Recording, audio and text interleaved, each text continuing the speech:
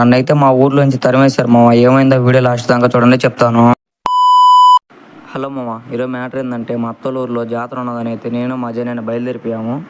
ఇంకా అలాగే బైక్ తీసుకొని అయితే స్టార్ట్ అయిపోయాము మామ. దావలో ట్రైన్ కానీ వస్తూ ఉంటే నేను ఆగి మరీ వీడియో తీసుకున్నాను. మా అత్తోళ్ళ ఊరికి వచ్చినాక మా పాప చూడండి మామ ఎంత సిగ్గుపడుతుందో నన్ను చూసి. ఇంకా అలాగే మా మామ గుడికాడి రారా పోదామంటే వెళ్ళిపోయాము.